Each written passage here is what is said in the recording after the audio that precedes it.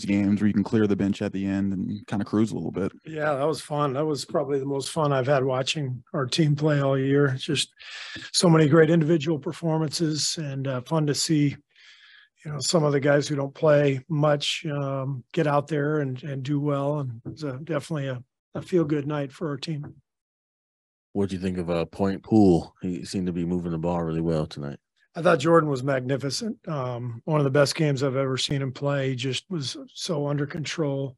I think first half he controlled the half without really scoring much at all. Clay was dominating, obviously, with his shot, but Jordan was controlling the game, just running the show and taking care of the ball.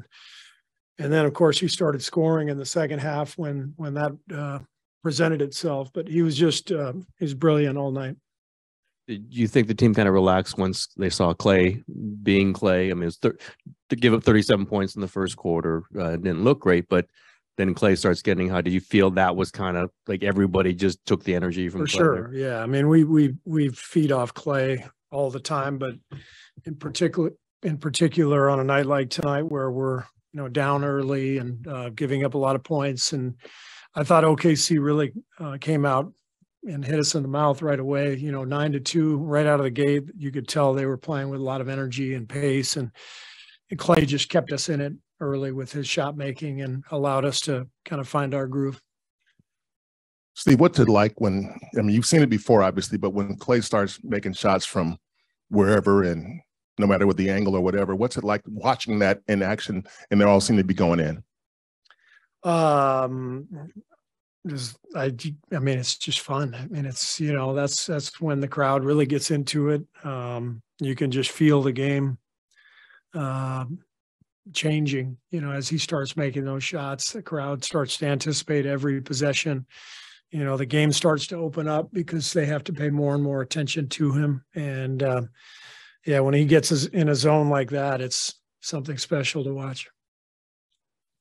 Steve, there was a time where you probably wouldn't have played starters in that fourth quarter, but it felt like you were, maybe trying to figure out when to clear the bench. Like, how tough was it deciding how long to ride guys and when to go in? These days a 20-point lead can go like that just with all the 3-point shooting. So you just you don't mess around. We're also looking at combinations too going forward. We're going to be without Steph, the next few games, and so we got to make sure we're ready for Portland and the games coming up after that. And we're looking at different combinations and different rotations. So got to keep playing. Steve, I know you said that you guys are all optimistic and how you guys can do even without Steph, but what does a win like this, a dominant one like this, do for you guys, knowing that you'll be without Steph? This is a confidence booster for sure. To play without him, but to see the performance of the team and the amazing individual performances we got. As I said, it was a feel-good game for a lot of people, and that just really fuels everybody. So hopefully we can keep that going. You had Kuminga in the starting lineup. Obviously, started not so great, but they did settle it down. I think played very well in the start of the second half. What was the idea there, and might you stick with this? The idea was just to get a little more spacing. Without Steph, it's tougher to play two bigs together with Draymond and Loon. Steph's the guy who takes care of spacing and sort of negates any spacing issues that you have offensively with his shot making. Clay too, of course. But we just thought without Steph, we'd start JK and then bring Loon off the bench just to give us a little more spacing and scoring punch offensively. What are you seeing for JaMychal that's been so different and why he's been so effective now as opposed to the first month or so? Well, I think, I didn't do a great job with him early in the season, putting him in positions to succeed. And I think now our rotation is much more settled. I think he feels much more comfortable with the group around him.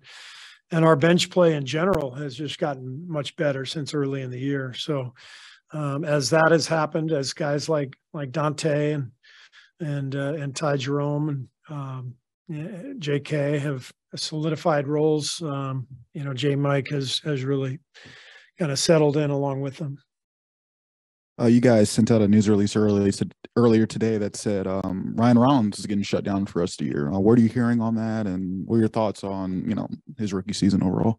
Yeah, he's getting foot surgery. This was something that we knew he might have to do. It was a question of whether it was going to happen during the season or after, and we opted for right now to get him prepared for the summer, and he should recover well. And we're very high on Ryan. Got a lot of ability, and this was a great learning experience this year, his rookie season.